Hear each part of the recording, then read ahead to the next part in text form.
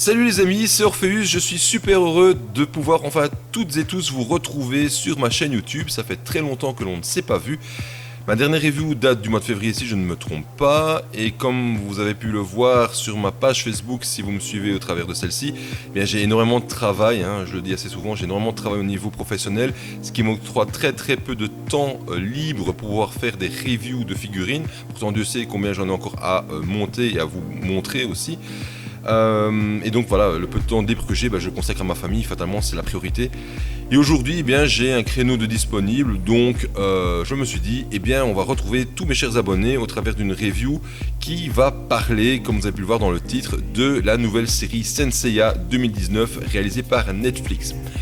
Alors, avant de commencer donc à parler de tout ça, j'annonce tout de suite, grand spoil, en grand gras, lettres italiques, imprimées, gras souligné, sur fluoté, tout ce qu'on veut. Si vous n'avez pas encore vu les 6 épisodes de la saison 1, je vous invite tout de suite à vous arrêter là et de venir voir cette review-ci une fois que vous aurez vu les 6 épisodes. Ainsi, vous pourrez vous faire votre avis comparatif par rapport à ce que je vais raconter, d'accord ? J'ai pas envie de vous casser votre trip si vous n'avez pas encore vu les 6 épisodes donc, de la série. Par contre, pour les irréductibles, arrêtez-vous aussi. Si vous ne voulez absolument pas entendre parler de ça, arrêtez-vous ici, n'allez pas voir la suite de cette vidéo. Je vous invite à venir me rejoindre sur la prochaine review de figurines, j'ai aucun problème avec ça. Mais voilà, je pense que ça sert à rien de perdre son temps si vous êtes vraiment arrêté à ce qui a été fait il y a 30 ans. Je le dis parce que j'ai eu l'occasion de lire pas mal de commentaires et il y a plein de gens qui déversent des propos à propos de ce qui est fait dans l'univers de Saint Seiya.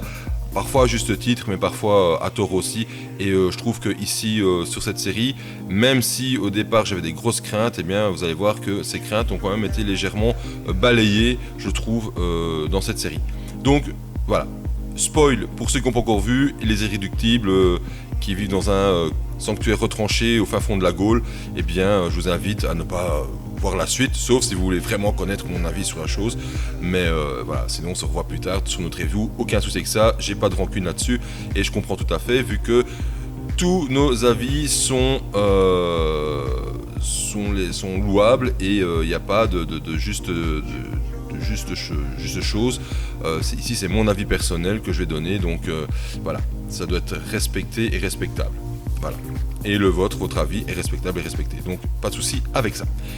Alors donc on va attaquer tout de suite donc le débriefing de cette saison 1 de Saint Seiya 2019 remake Netflix. Je vais appeler ça remake parce que c'est vraiment c'est un reboot quoi, un remake. Alors ça va en surprendre peut-être certains. C'est vrai que sur ma page Facebook j'avais émis quand même quelques craintes là-dessus. J'ai eu l'occasion aussi de voir donc l'avis d'Angelo Rain, aussi un youtubeur du monde de Saint Seiya, qui avait des grosses craintes là-dessus. Je trouve que cette série Reboot 2019 est un grand coup de fraîcheur dans l'univers de Saint Seiya. Alors je vois déjà et j'entends déjà des gens crier « Oh scandale, va des rétro satanas, c'est pure hérésie ». Je vais expliquer tout de suite pourquoi je trouve que c'est un gros vent de fraîcheur. Tout simplement parce que pour moi, cette série ici, Saint Seiya 2019 Netflix, est en fait pour moi juste dans la même logique que Saint Seiya qui est sorti en 86. C'est-à-dire que cette série a été créée afin de toucher un public défini. Et le public défini, c'est quoi ? Ce sont les enfants qui sont âgés de 7-8 ans minimum et qui vont découvrir un univers. Alors, si vous voulez comprendre ce que je dis, en fait, il suffit simplement de vous replonger 30 ans en arrière, à l'âge de 7-8 ans, quand vous regardez tous comme moi des dessins animés sur des chaînes télévisées, des dessins animés qui ne valaient pas grand chose, en tout cas au niveau visuel, etc. Et que à ce moment-là, dans les années 80, il y a Dorothée avec toute sa bande de joyeux compagnons qui est arrivée avec des mangas en provenance du Japon et qui nous ont fait découvrir Saint Seiya, Hokuto no Ken, City Hunter, Cat's Eyes, Captain Tsubasa, Albator, Candy, Maison Ikoku, etc. Enfin, il y en a des mangas, il y en a des milliers. Donc, remémorez-vous l'époque où vous aviez 7-8 ans et que vous regardez des dessins animés genre Babar et consorts et que vous avez découvert Saint Seiya. Vous vous êtes dit, waouh, c'est génial, c'est une tuerie, cette licence, waouh, je suis ça, je deviens fan, je suis fan de ce truc. ou fan d'une autre série, peu importe, mais voilà, vous êtes devenu fan à ce moment-là. Et il est clair qu'à l'époque, l'idée générale aussi de la Toei quand ils ont fait Saint Seiya à l'époque, c'était pas pour faire plaisir aux gens au Japon au départ, ça a toujours été fait dans le sens qu'ils voulaient vendre quelque chose derrière. D'accord ?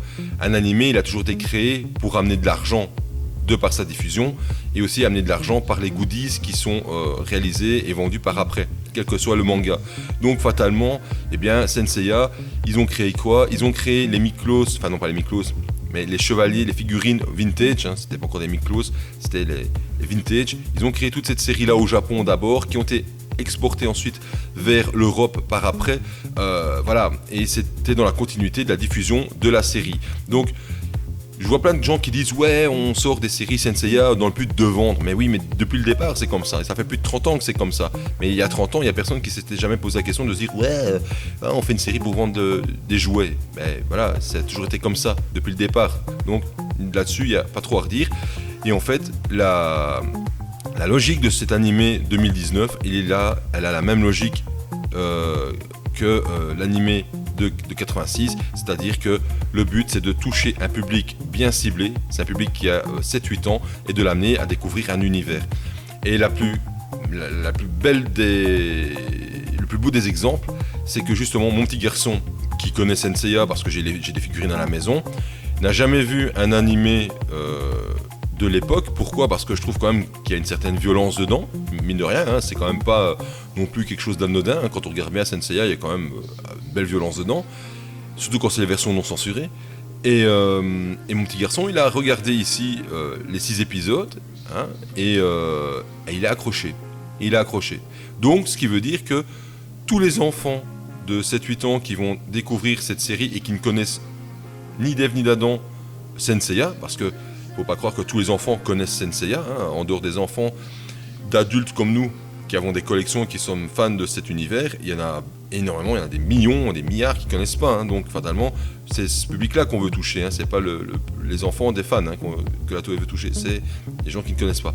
Donc fatalement, je pense que si déjà mon petit garçon qui connaît un petit peu l'univers au travers de mes figurines a accroché à l'animé, je pense que la Toei elle a déjà tout gagné. Elle a tout gagné, pourquoi ? Parce qu'elle a réussi à toucher son public cible, qui est un public jeune de 7-8 ans minimum et qui va continuer à suivre donc cette série. Donc il est clair que cette série, elle n'est pas destinée à nous les fans. Ça, c'est clair, net et précis. Le fan qui s'attendait à quelque chose de grandiose là-dedans, faut qu'il arrête, quoi. Faut qu'il se replonge dans l'animé de 86 et qu'il reste bloqué là-dedans parce que voilà, ça sert strictement à rien. Je dis ça parce que je commence un petit peu à en avoir marre de voir des gens qui sont vraiment bloqués là-dessus. Alors, je sais que je vais pas me faire des amis là-dessus en disant ça, mais j'en ai un peu marre de voir tout le temps les gens qui crachent sur tout ce qui peut être fait en Saint Seiya. Alors oui, c'est vrai à juste titre, il y a des choses qui sont pas bonnes. Sentia Show, moi j'en attendais énormément. Sentia Show, c'est une grosse merde, faut dire ce qui est. Mais j'adore le manga Saint Seiya, Sentia Show, pour moi il est extraordinaire. Par contre l'animé, il faut reconnaître, c'est pas bon du tout, quoi. On a vendu un petit peu de rêve avec le premier épisode et encore, et puis après au niveau technique, au niveau artistique, au niveau scénaristique, voilà, c'est une catastrophe, quoi. Par contre ici c'est pas du tout le cas, je trouve, et loin de là, et je vais expliquer tout ça par après. Donc voilà, il faut arrêter. Alors c'est vrai que Angelo Rain dans sa vidéo disait laissons Saint Seiya mourir, laissons Saint Seiya pour ce qu'il est, avec ce qu'il a été. Oui, c'est vrai, je pense que il faut arrêter de vouloir revoir absolument ce qui était fait il y a 30 ans en version on va dire numérique maintenant, pile poil, copie conforme, ça n'arrivera jamais. Sauf s'ils ont vraiment de l'argent claqué, ça n'arrivera jamais. Parce qu'ils ne feront jamais quelque chose pour les fans, c'est fini. Je pense que ça, c'est quelque chose qui est terminé. Ils se sont cassés la figure au niveau de la Toei avec Sentia Show. Je pense que c'est quelque chose qui ne survivra pas. Je suis pas persuadé qu'il y aura une saison 2 et je suis pas persuadé qu'au niveau des figurines, ça va suivre. Un peu comme Omega. Omega, moi je trouve que c'était pas mauvais au niveau de la saison 2. Saison 1, j'ai moins adhéré. Saison 2, j'ai trouvé quand même intéressante. On l'a vu tout de suite au niveau des figurines. Voilà, il n'y a pas eu l'accroche espérée au Japon et en Europe. Et les figurines, elles ont été très restreintes. Donc voilà, je pense que Sentia Show, c'est ce qui va arriver. Par contre, je suis pas persuadé pour cette série-ci. La version 2019 de Netflix, je pense que là, par contre, ça va fonctionner. Je pense. Donc voilà. Donc, Voilà, ça c'était la petite parenthèse, le petit coup de gueule en prélude de ce débriefing, parce que je lis énormément sur les réseaux sociaux tout ce qui se dit. Il y a des gens qui sont très très ouverts et il y a des gens qui sont fermés mais qui sont obtus, ils veulent absolument rien savoir parce que pour eux il n'y a que l'univers de 86, mais nom de Dieu, arrêtez quoi, ouvrez-vous un petit peu à ce qui se fait et soyez objectifs dans la chose, essayez d'analyser la chose. Voilà. Après, on n'aime pas, peu importe, mais on commence pas à déblatérer à chaque fois en disant c'est du vomi, j'ai envie de dégueuler, etc., etc. On lit que ça pour l'instant là-dessus, alors que des gens ont vu juste le trailer et disent ouais, ça va vomir. Oui, c'est clair, quand j'ai vu le trailer, ça m'a pas inspiré confiance, ça c'est clair. Comme beaucoup, ça m'a pas inspiré confiance. Après, quand on voit les 6 premiers épisodes, on se dit au final, c'est pas si mauvais que ça. Loin de là, vraiment, vraiment, vraiment, vraiment loin de là. Et je trouve que c'est même meilleur que NCA Sentia Show. Donc pour vous dire, d'accord. Bon. Voilà, parenthèse, petit coup de gueule fait, on passe tout de suite au vif du sujet. Et on va rentrer tout de suite dans le vif, donc en parlant tout de suite de l'animation. Alors, je sais que beaucoup de choses ont été dites là-dessus, que l'image de synthèse à 3D, c'était pas terrible, etc., etc. Alors, je suis quelqu'un qui travaille dans le monde de l'audiovisuel, je vais énormément au cinéma, je vois énormément de choses à la télé, énormément de films d'animation, de films avec de l'animation, etc., etc., etc. Donc voilà, j'ai quand même un avis assez critique sur le monde du cinéma en général. Et pour moi, quelque chose qui est beau n'est pas forcément bon, et quelque chose qui est moche n'est pas forcément mauvais, déjà, pour commencer. Donc du coup, ici, en regardant un petit peu au niveau global, au niveau de tout ce qui est technique, 3D, etc., il faut quand même reconnaître que c'est quand même vachement bien foutu. Celui qui me dit que c'est moche et dégueulasse, alors je pense qu'il serait content qu'il aille voir un ophtalmologue pour lui faire une correction visuelle avec des nouvelles lunettes, parce que c'est pas dégueulasse du tout, franchement. Quand on voit le Sensei Sentia Show, ce qu'on nous a fourni comme qualité graphique, au niveau des personnages, au niveau des animations, ici on est quand même quelques crans au-dessus, hein. Et pourtant on est dans du visuel 3D. Alors c'est clair qu'on n'est pas sur du visuel Final Fantasy Advent Children, Final Fantasy Kingsglaive, on n'est pas sur du Alita de James Cameron, on n'est pas sur du Avatar de James Cameron, on n'est pas sur du Star Wars ou tout ce qu'on veut, enfin vous me comprenez, c'est clair qu'on n'est pas au niveau technique à la pointe du rendu visuel de la 3D.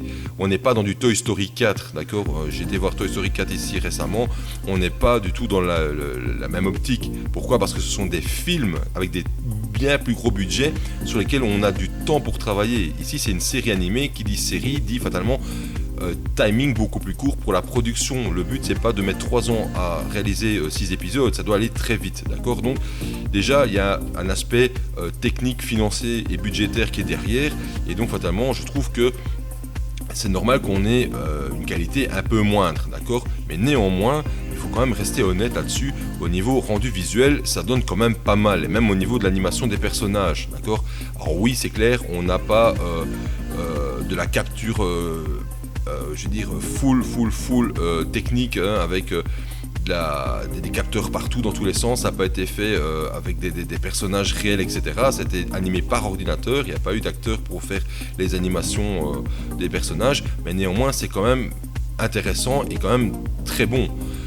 Je rappelle quand même que ce qu'on fait pour les enfants maintenant sur les chaînes télévisées, je vais prendre Miraculous par exemple, qui est un animé français, faut quand même reconnaître que c'est pas mauvais, et pourtant c'est pas moche, il y a plein de gosses qui adhèrent à ça, qui regardent ça, d'accord. Donc au niveau animation, c'est pas mauvais, c'est même plutôt bon, et au niveau visuel rendu, c'est quand même pas mal aussi. Les armures, elles ont une matière qui est présente, on voit qu'il y a une matière de métal, hein, c'est pas tout lisse, tout blinquant, non, hein, on n'est pas sur une Miklos, non. On voit le masque de marine, pareil, on voit le détail de la matière, hein, je sais pas si vous comprenez ce que je veux dire, hein, on voit vraiment cet aspect métallique, les aspérités du métal sur les armures et sur le masque de marine par exemple. Donc voilà, il y a quand même quelque chose derrière aussi qui est amené, il y a quand même du travail qui est fourni, ça n'a pas été bâclé, loin de là. En plus, au niveau visuel, on peut aussi reconnaître qu'il y a quand même pas mal de beaux visuels, hein, quand on voit les chevaliers qui déploient leur attaque avec une constellation qui apparaît derrière, quand on voit Iki qui apparaît avec des flammes, etc., ou quand il lance ses attaques, c'est juste somptueux, c'est magnifique, c'est beau. Alors voilà, alors, je sais qu'il y a beaucoup de gens qui ont critiqué Legend of Sanctuary. Alors c'est vrai qu'au niveau scénario c'est pipeau, par contre au niveau visuel c'est une claque, hein. D'accord. Donc voilà, de mon côté, vu dans le monde dans lequel je travaille, fatalement, j'ai un regard assez varié sur toutes les choses qu'il y a. Il n'y a pas que le scénario, il y a tous les aspects techniques qui sont derrière, qui sont pris en compte.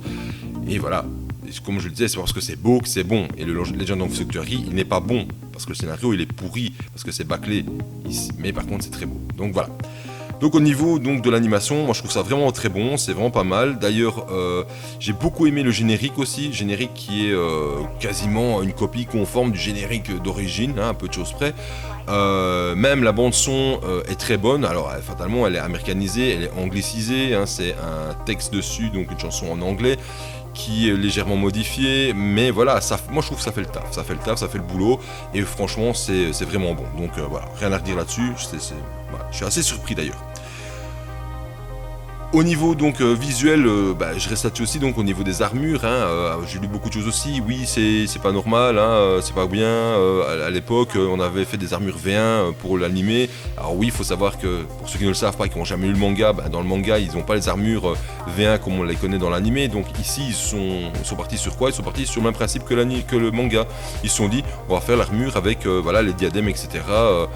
Et pas les casques intégrales comme on a pu le voir dans l'animé. C'est un choix artistique qui a été choisi, qui suit un peu plus le manga, c'est pas plus mal pour autant.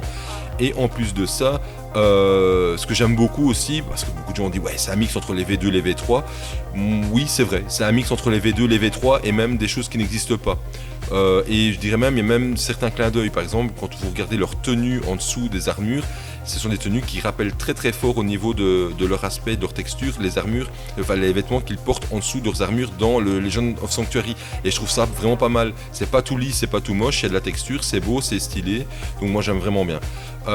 Et les armures, c'est un mix entre les deux. Alors on verra si plus tard les armures vont évoluer, hein, en V2, V3. Mais si on part que ici ce sont des armures typées V1 comme dans le manga, hein, les premières versions de leur armure, eh bien je trouve que c'est pas mal du tout. C'est un petit mix entre les V2 et les V3. C'est peut-être fait exprès aussi pour avoir justement des clins d'œil par rapport aux armures qui ont été réalisées dans l'animé et dans le manga au final. Hein.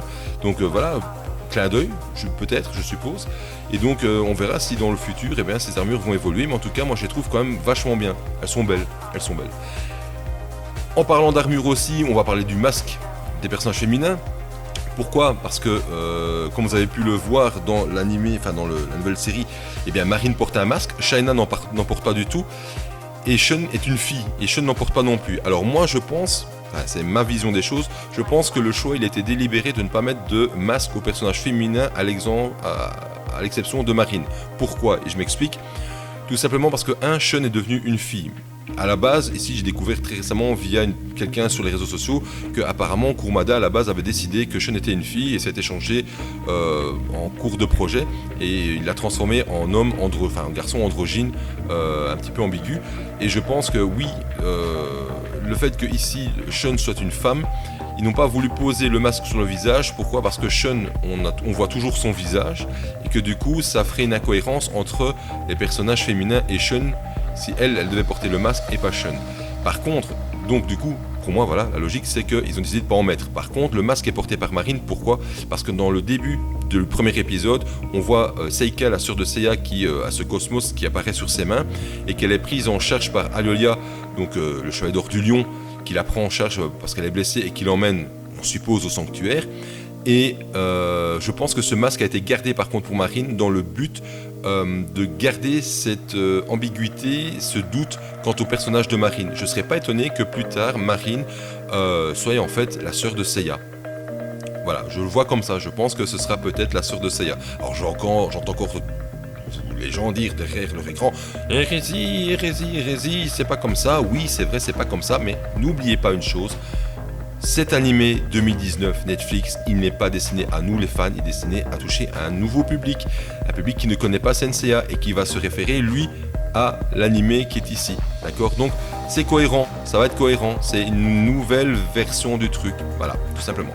Donc pour moi je pense que c'est peut-être ça le fait que Marine ait gardé ce masque dans cette version 2019 et pas Shaina. D'ailleurs Shaina, ils ont, pour prouver qu'ils n'ont pas fait un truc vite fait bien fait, ils ont quand même repris aussi le maquillage de son masque et qu'ils ont retransposé sur son visage. Et ça, je trouve ça vraiment bon aussi. Donc voilà, au final, on a quand même des détails qui étaient présents dans l'anime et dans le manga, et bien, qui sont quand même présents sur cet anime-ci, entre autres ce maquillage du masque de Shanna qui est porté sur son visage. Donc tout n'est pas anodin, je pense, et peut-être que mon idée de justement la sœur de Seiya qui serait en réalité Marine, ne serait peut-être pas si mal. D'ailleurs, au final, quand on voit aussi l'évolution des personnages, on les voit qui sont petits, qui sont jeunes et qui s'en vont après, qui vont suivre leur entraînement et qui reviennent beaucoup plus grands. Et ça aussi, je pense que quand ils reviennent ici dans la série, ils n'ont pas 14-15 ans comme dans le manga, hein. Ils ne sont pas des jeunes ados, ils sont déjà un peu plus âgés d'ailleurs, donc voilà. Alors, ce que j'aime bien aussi dans cet animé version 2019, c'est que c'est mis au goût du jour. C'est-à-dire qu'on voit par exemple Seiya avec son skateboard. Hein, j'ai aussi lu pas mal de trucs là-dessus. Mais Seiya avec son skateboard, dedans, on voit, c'est update. C'est mis à jour, c'est moderne. C'est-à-dire qu'ils n'ont pas fait un copier-coller de Senseiya d'il y a 30 ans. Ils ont fait un Senseiya moderne, c'est-à-dire avec les choses de maintenant. À l'époque, dans Senseiya, en 86, c'était des décors et des objets qui étaient existants à cette époque-là. Et bien maintenant, ce sont des objets, des décors qui sont existants à notre époque. C'est-à-dire qu'il y a un smartphone, il y a des réseaux sociaux, parce qu'on voit la fameuse vidéo filmée par les loupards là, qui est diffusée sur les réseaux sociaux, etc. Avec Seiya, ben voilà, c'est moderne et ça donne justement cette touche de fraîcheur et de nouveauté, je trouve, à l'univers Senseiya. Voilà.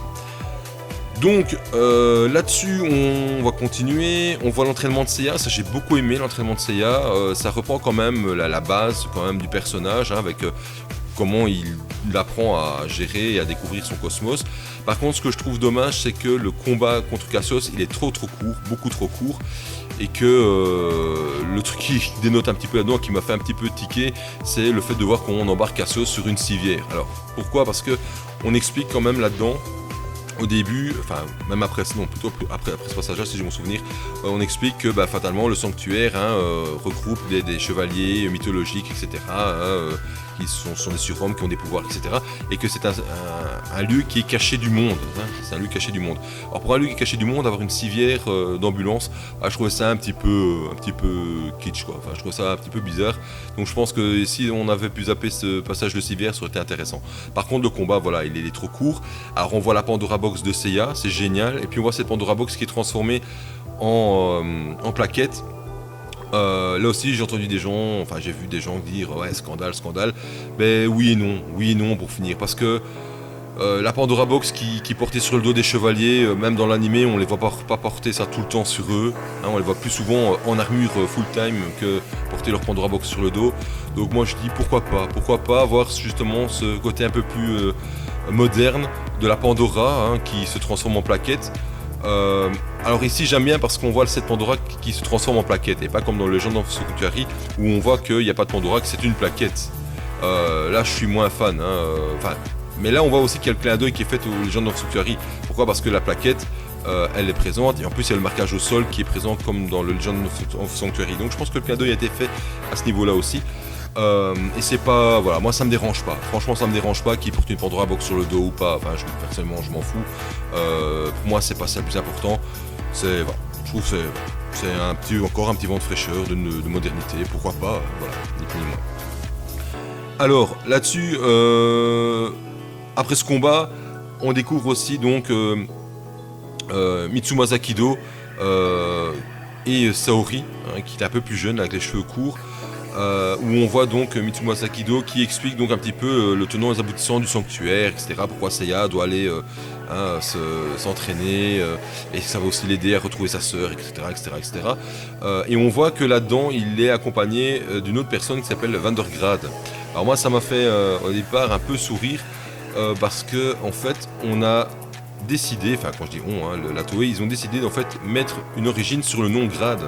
Parce que si j'ai bon souvenir, nulle part dans l'anime ou le manga, on ne fait allusion à l'origine de la fondation Grad dans l'histoire. Je sais pas si vous avez déjà pensé à ça, mais Mitsumasa Kido, il s'appelle Kido, il s'appelle pas Grad. Alors j'ai jamais trop compris pourquoi c'était la fondation Grad.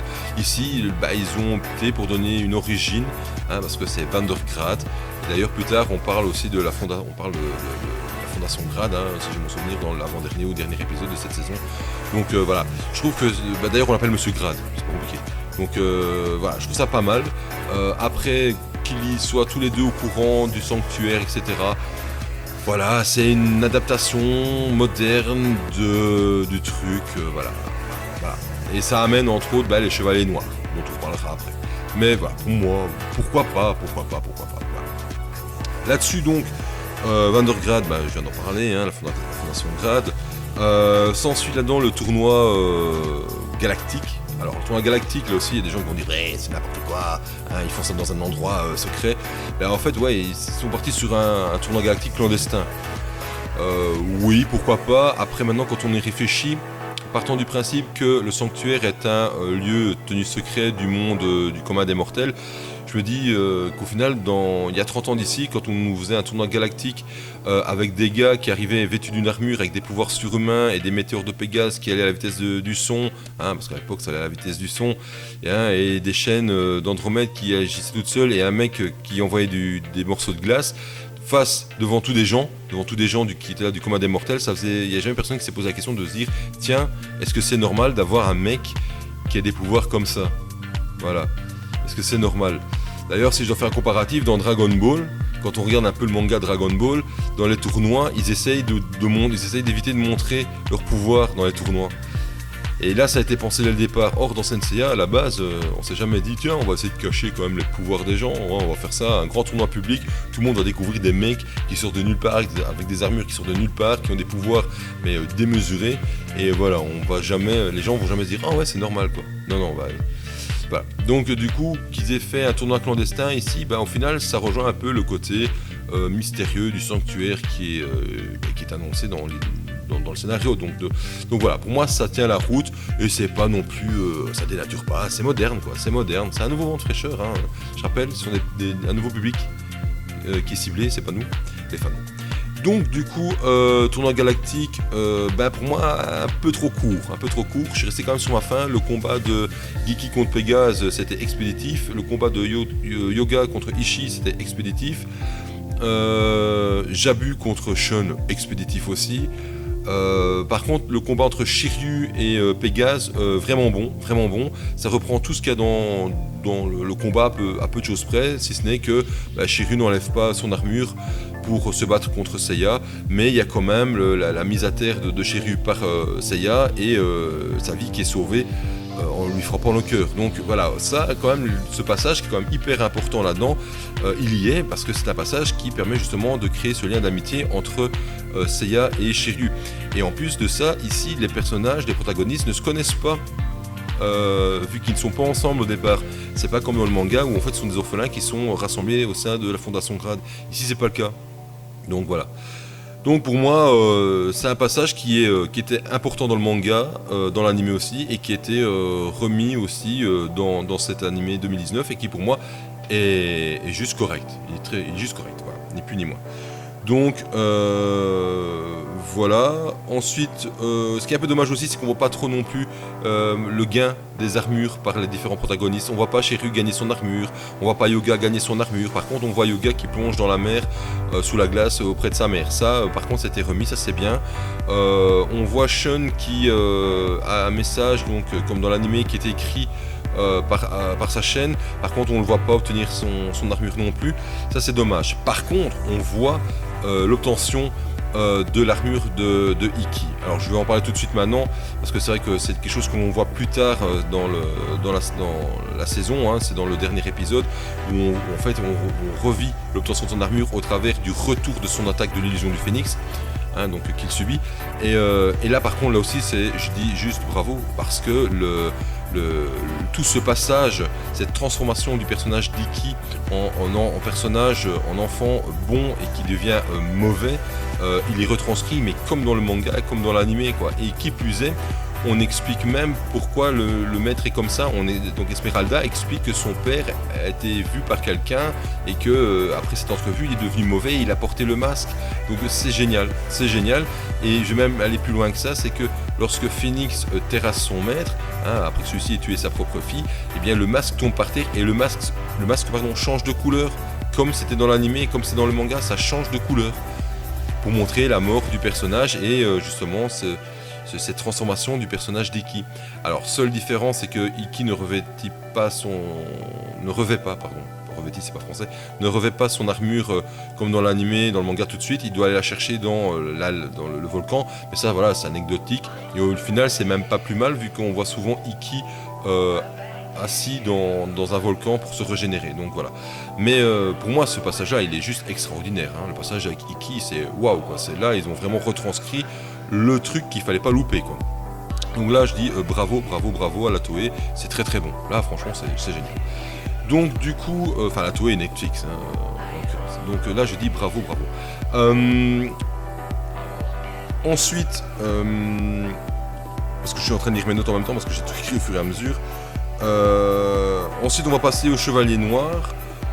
Donc on voit oui pendant le tournoi on voit Ikki qui revient hein, fatalement, qui vole cette armure du Sagittaire. Donc jusque là ouais pas de soucis, ça suit la logique du tournoi galactique et donc on a cette course poursuite qui est faite. Alors là aussi petite parenthèse, on a ce combat donc lorsqu'il s'enfuit avec l'armure, on voit donc nos chevaliers qui sortent, qui au départ sont un petit peu quand même un peu chacun individualiste, hein, mine de rien, ils sont pas copains, faut oublier, hein, ils ne se connaissent pas, donc ils sont un petit peu individualistes sur les bords. Donc quand ils sortent du lieu clandestin du tournoi, fatalement ils se retrouvent tous les quatre face à une armée de tanks et d'avions et d'hélicoptères, etc. Alors oui, c'est un combat qui pour moi, c'est pas extraordinaire non plus, l'animation n'est pas des meilleures non plus, mais enfin bon voilà, ça montre un petit peu le côté donc Vandergrad hein, avec son armada, son armée, hein, puisqu'il veut essayer justement de vaincre les dieux comme ils disent. D'ailleurs, en parlant de Dieu, je reviendrai là-dessus, on parle déjà d'Hadès et de Poséidon. J'en parlerai sur la fin de la review, tout ça. Et donc voilà, on voit ce petit combat. Et alors, par contre, de là, ils s'en vont donc dans cette... Ils prêtent d'abord allégeance, oui, ils prêtent d'abord allégeance avant de s'en aller dans la grotte rejoindre... Enfin, essayer de retrouver Phénix. Ils portent allégeance à Saori. Là par contre je trouve que c'est un petit peu tôt dans l'histoire parce que Saori elle sait qu'elle est la réincarnation d'Athéna d'entrée de jeu hein, comme dans le manga, dans l'anime, enfin pas dans l'anime mais dans le manga plutôt, elle le sait parce que voilà c'est raconté, d'accord, donc quand on fait le lien entre Sentia Show et le manga d'origine, dans Sentia Show on fait comprendre que Saori elle le sait dès le départ et donc c'est ça que c'est pas incohérent dans l'histoire. Et que Saori, dans l'anime d'origine, fait semblant de ne pas connaître, enfin, de ne pas le savoir.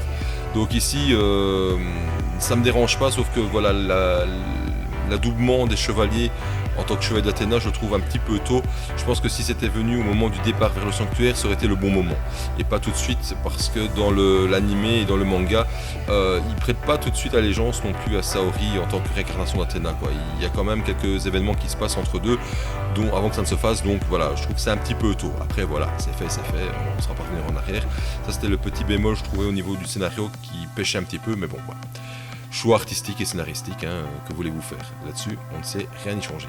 Mais donc là ils prêtent allégeance et puis donc ils s'en vont à la poursuite de Ikki hein, dans la grotte et là on rencontre les fameux chevaliers noirs qui m'ont fait en fait penser aux chevaliers d'acier.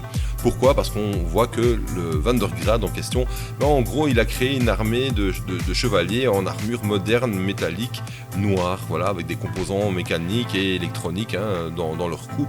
Donc voilà pourquoi ça me fait fortement penser aux chevaliers d'acier et je pense que ça a sûrement été fait dans ce sens-là pour faire ce clin d'œil aux chevaliers d'acier qui sont apparus donc dans l'animé.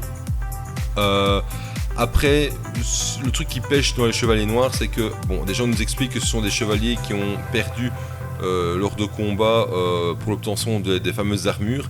Alors ouais, ok, ça je peux comprendre, mais alors ce qui me dérange quand même, c'est qu'ils ont tous la même armure noire et ils ont tous la même carrure, c'est-à-dire celle de Cassios, vu qu'il y en a un là-dedans qui est Cassios et qui vient se battre contre Seiya.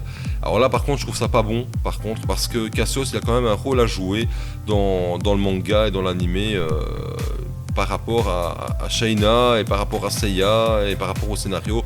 Donc voilà, je trouve que c'est un peu... c'était pas le moment où il fallait le mettre. On n'aurait pas dû l'intégrer dans les chevaliers noirs, ils auraient dû créer 4 chevaliers noirs un peu différents, pas forcément ressemblants aux chevaliers noirs qu'on a connus, hein, avec le cygne, le dragon, etc. Mais voilà, en attendant, ils auraient pu faire des chevaliers noirs d'acier, hein, comme c'est présenté là à peu près, mais un peu différents quand même, avec des gabarits différents, ça aurait été intéressant, et non pas 4 clones de Cassios, enfin 3 clones de Cassios, vu que le 4ème c'était Cassios, qui au final voilà, n'ont pas vraiment de charisme proprement à parler. Mais bon voilà, chevaliers noirs, ils sont là, etc. Puis on a le fameux combat contre Ikki qui se fait, combat qui a lieu entre lui et les 3 autres chevaliers de bronze, qui se font tous mettre à terre, mais comme dans le manga et comme dans l'animé. Et puis on voit Seiya qui arrive avec justement son armure qui n'est plus portée par lui, mais qui reçoit comme soutien et comme renfort le bouclier de Shiryu, la chaîne de Shun, et en plus de ça, dans son attaque des météores, elle est appuyée par l'attaque de Yoga avec la poussière de diamant, et qui au final terrasse Ikki. Donc ça, dans le manga, dans l'animé, c'est pareil quoi. C'est pareil. Donc là aussi, ça n'a pas été changé, ça a été mis au goût du jour, et c'est parfait quoi, c'est dans la lignée de ce qui a déjà été créé, d'accord. Donc pour moi, très bon aussi le combat contre Ikki. Après, à la fin de tout ça, on voit une dernière séquence où on voit un chevalier d'argent qui apparaît. Je vais pas dire son nom pour ceux qui l'auraient pas encore vu, mais il y a un dernier chevalier d'argent qui apparaît aux côtés de Marine. Voilà, ça annonce la suite, et voilà. Donc pour moi, cette série, elle aurait mérité d'avoir peut-être 7 ou 8 épisodes au lieu de 6, histoire d'approfondir certaines petites choses comme le tournoi galactique, l'obtention des armures, mais au final c'est pas non plus trop court non plus. Voilà. C'est pas comme Sentia Show où en 10 épisodes ils ont clôturé 10 bouquins. Voilà. Ici ils ont clôturé en 6 épisodes la partie jusqu'à la fin des Chevaliers Noirs. Donc ça va, ça tient la route. Là-dedans aussi, ce qui est intéressant aussi de voir, c'est que Shun en fille, au final, c'est pas dérangeant du tout. Loin de là. Shun à la base, comme je l'ai dit, devait être à la base une fille. Kurumada avait décidé que c'était une fille. Ça a été changé, et ici, ils ont décidé de la remettre en fille. Ouais, pour moi, ça choque vraiment pas. Ça choque pas du tout. Même la voix est agréable à écouter, je trouve. Et qui plus est, le personnage a les mêmes valeurs que le personnage du manga ou de l'animé, c'est-à-dire que c'est un personnage qui est quand même contre la violence, qui a des valeurs, qui est à la recherche de son frère, c'est pour moi, l'âme du personnage est là, en dehors du fait que c'est une fille, ni plus ni moins, mais l'âme du personnage est là. Donc, pour moi, ça ne dérange en rien. Ça ne dérange en rien, et je vois pas pourquoi des gens se défoulent là-dessus. Alors c'est vrai que ça pouvait faire peur, comme je l'ai dit, quand on a vu les trailers, ça pouvait faire peur, mais voilà, au final c'est quelque chose qui est pas dérangeant et qui au final passe très très bien à l'écran. Donc si ça passe bien, c'est que c'est nickel. Au niveau des voix, par contre, là aussi j'ai trouvé ça bien. Donc Saori a la même voix depuis 30 ans, c'est Virginie Ledieu qui est dessus. Donc ça c'est super agréable à écouter. On aurait peut-être aimé avoir Rick Legrand dans le personnage de Seiya. Ici c'est pas lui du tout qui est là, c'est la voix française de Koga, si je me trompe pas. Ça me fait vraiment penser à ce personnage là, Koga, donc de la version Sensei Omega, qui passe très bien avec le personnage aussi, d'accord. Après les autres personnages, Shiryu et Yoga, leur voix n'est pas désagréable non plus, et au final je pense pas que ce soit la voix française des anciens épisodes, peut-être la version Omega, je ne sais pas, faudrait que j'aille revérifier qui fait les voix, j'ai pas eu l'occasion de le faire depuis le visionnage des 6 épisodes. Donc voilà. Que dire de plus sur cette série? Eh bien oui, il y a aussi le passage où on voit Ikki qui rencontre un chevalier d'or lors de l'obtention de son armure, dans lequel on dit, au moment en tout cas auquel on dit on va supprimer ce souvenir. Là par contre je trouve qu'il y a une petite incohérence à ce niveau là, parce que Seiya, lui, le souvenir de Ayolia, on ne lui supprime pas par contre. Donc je comprends pas pourquoi on n'a pas supprimé le souvenir de Seiya et qu'on a tenté de supprimer le souvenir de Ikki par rapport à un chevalier d'or. Enfin, je trouve ça un peu bizarre. Après voilà. Après je suppose qu'il s'en rappelle vu qu'il le revoit dans le retour de son attaque. Donc voilà, je pense que j'ai fait un petit peu le tour des 6 épisodes, vite fait bien fait. J'ai résumé tout ça en une petite trentaine de minutes. Pour moi cet animé il est très bon. Voilà, il est très très bon. Si je devais le résumer, c'est frais, c'est moderne, c'est pas totalement incohérent avec ce qui existe. Il y a des choses qui ont été modifiées parce que le public cible, fatalement, c'est pas les fans, c'est des jeunes enfants de maintenant à qui on veut faire découvrir la licence dans le but de vendre, hein, parce que ça c'est clair, hein, comme il y a 30 ans, c'était de vendre aussi. Donc je pense que le but il est atteint par la Toei et par Netflix à ce niveau-là, je pense. Et je crois fortement que ce qui va arriver au niveau figurines, je pense vraiment, je me dis que ça va être des figurines typées SH Figuarts qui vont arriver. J'ai vu un visuel d'un Pégase il n'y a pas longtemps, je ne sais plus trop où, sur un Pégase en SH Figuarts, et je pense que c'est ça qui va arriver.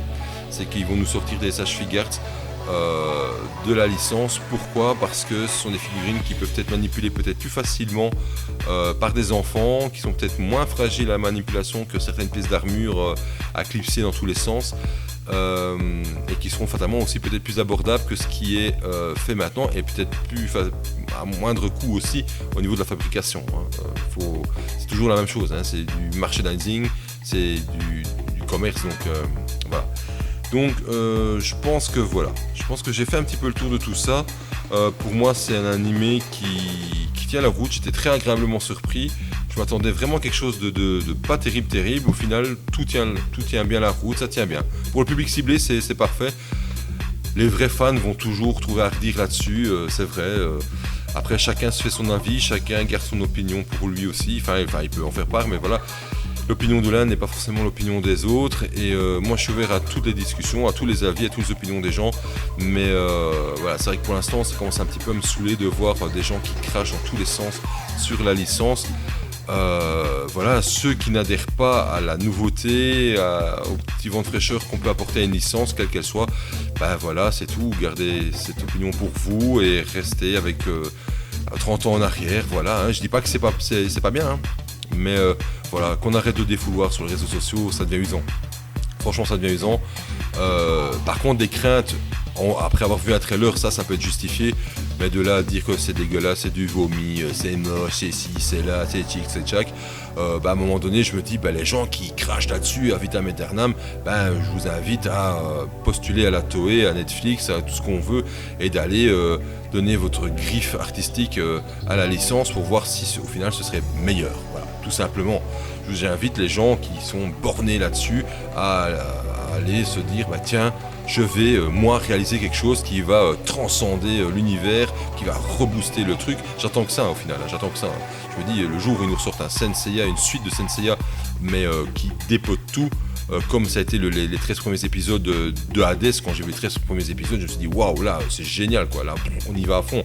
Au final, la fin était un peu plus bâclée. Mais moi, j'attends que ça, voilà, j'attends que ça, de voir quelque chose, une suite de Senseiya qui dépote tout. Ici, c'est pas une suite, c'est un reboot, un remake de ce qui a été créé, mis au goût du jour, avec les choses de maintenant, les techniques de maintenant, les visuels de la vie de tous les jours de maintenant, les smartphones, l'internet, les réseaux sociaux au travers de l'animé, enfin voilà, il y a plein de petites choses. Et il faut arrêter de vouloir attendre qu'on nous fasse un reboot pur jus Senseiya, 100% clone, avec juste des nouveaux dessins, des dessins plus modernes. Et je suis même sûr que si on nous faisait ça, il y en a qui arriveraient encore à dire que les dessins sont moches. Voilà, il y en a qui arriveraient à dire que les dessins sont moches. Après, c'est vrai que les goûts de tout un chacun sont propres à tout un chacun aussi. Mais à un moment donné, arrêtons de cracher dans la soupe. On nous propose des choses nouvelles, on aime ou on n'aime pas, on peut dire j'aime pas, mais ça sert à rien d'en faire des pataquès et en faire des romans sur les réseaux sociaux. Ça n'a ni qu'une unité. D'ailleurs, moi je m'éternise pas là-dessus sur les réseaux sociaux, j'en discute même pas, je lis ce que les gens disent, j'en fais part dans mes reviews ici, et après je m'arrête à ça, c'est tout, quoi, point barre. Je commence pas à en parler pendant 10 ans, ça n'a aucun intérêt, et j'ai autre chose à faire d'ailleurs. Donc voilà. Donc, en résumé, c'est une bonne série qui a amené un vent de fraîcheur, avec ses bonnes choses, ses peut-être moins bonnes choses aussi, dont j'en ai parlé.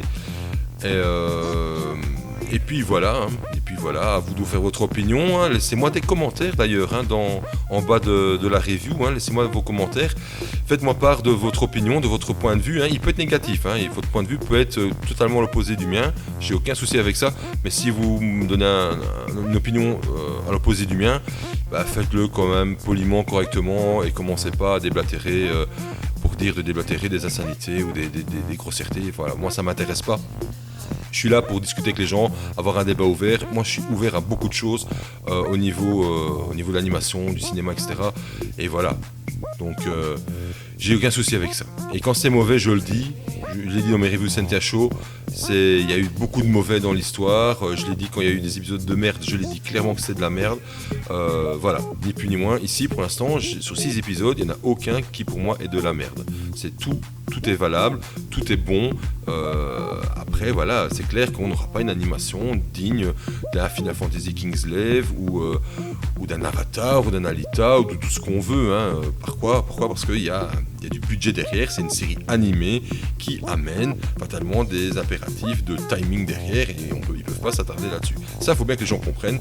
Et je répète encore une dernière fois, cette série, elle n'est pas faite pour nous les fans, elle est faite pour les gens qui ont, enfin pour un nouveau public cible, un nouveau public d'enfants de 7 à 8 ans qui va découvrir cette licence dans le but de vendre des figurines nouvelle génération. Je pense que c'est vraiment ça le but qui a été recherché. L'avenir nous le dira. En tout cas, moi j'espère que les prochains épisodes vont être dignes de ce nom. D'ailleurs, pour terminer cette review, petite parenthèse aussi, on nous a parlé de Poséidon et d'Hadès dans le premier épisode, je pense, si je ne me trompe pas, par rapport au combat qui est mené par Athéna envers ces deux dieux-là. Je pense que la série va être axée sanctuaire, Poséidon, Hadès, comme l'est le manga. Ne vous attendez pas à voir un arc Asgard, je crois que c'était clairement annoncé là, il n'y en aura pas. Il n'y en aura pas, donc voilà, ça va être, je pense, dans la lignée du manga. Et peut-être plus après, Donc voilà, ne vous attendez pas à voir de l'Asgard là-dedans, je pense qu'il n'y en aura pas du tout.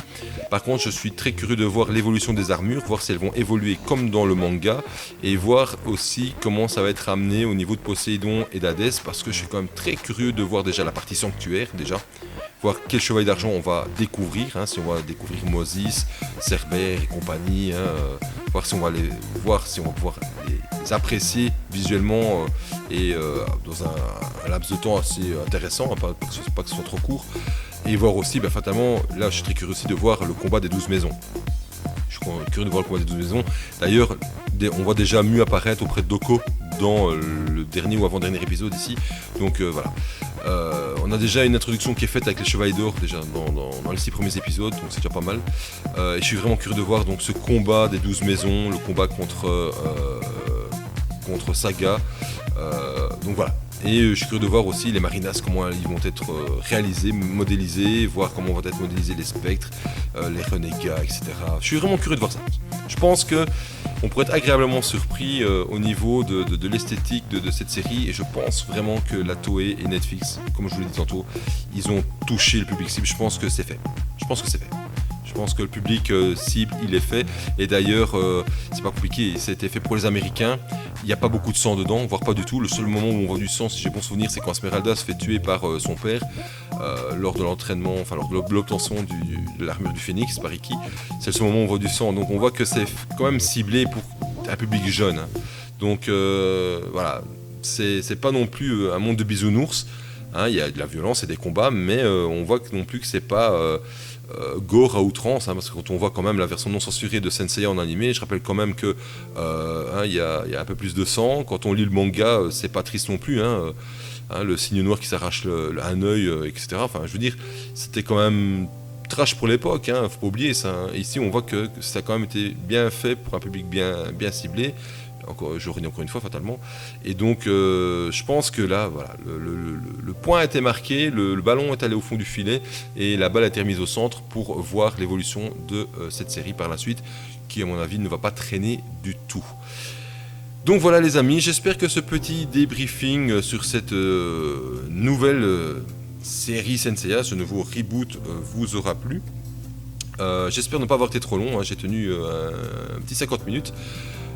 Je vous dis à très bientôt pour une prochaine review de figurines. J'espère que je vais pouvoir la faire courant des vacances ici, mais voilà, je vous l'ai dit, j'ai vraiment beaucoup de travail. Je m'octroie aussi un peu de vacances et puis j'ai quand même pas mal de boulot dans les prochaines semaines qui s'annoncent, donc j'espère pouvoir le faire. Si pendant ce temps, je vous invite à aller voir la review de The CNS sur le Pégase Armure V5. qu'il a faite il y a ici un jour ou deux. Et je vous invite à aller voir les autres reviews des autres youtubeurs, Angelo Rain, Fenrir et consorts, que ce soit du Senseiya ou autre. Je l'ai dit plein de fois, voilà, il n'y a pas que du Senseiya dans la vie. Je vous invite à mettre un petit pouce bleu en bas, ou un petit pouce rouge si jamais vous n'avez pas aimé ma review, de me laisser un commentaire, laissez-le moi, franchement, mettez-en un pour me donner votre avis sur la review, sur le contenu de la review, vos opinions sur ce débriefing. N'hésitez pas aussi à vous abonner à ma chaîne si ça n'a pas été fait, n'hésitez pas à vous abonner à ma page Facebook. J'ai une page Facebook aussi qui est là, qui elle par contre est beaucoup plus active parce que fatalement c'est plus facile entre deux coups de feu de mettre un petit com, faire passer une news, etc. Voilà, la prochaine figurine qui va arriver dans ma collection, c'est Choco du Petit Cheval, ça, comme ça vous pouvez le savoir. Et vous pouvez déjà savoir que dans les prochaines qui vont arriver, il y aura aussi Chion du Bélier en armure surplis, il y aura aussi Kyoko du Petit Cheval qui va arriver, il y aura aussi Arès qui arrivera prochainement, enfin voilà. Donc vous voyez, je continue à compléter ma collection, pas sur tout parce que voilà, je suis très sélectif, il y a plein de choses qui vont arriver et donc voilà. Là-dessus les amis, je vous dis à très bientôt, portez-vous bien, collectionnez bien, visionnez mes reviews, les reviews des autres, pas de soucis avec ça, faites-vous plaisir et passez de bonnes vacances, attention au coup de soleil et à très bientôt les amis, salut à tous, ciao. Quand nous entendrons la douce mélodie d'une lyre résonner au loin, dans l'immensité de la nuit, nous saurons qu'il s'agit de la lyre d'Orphée.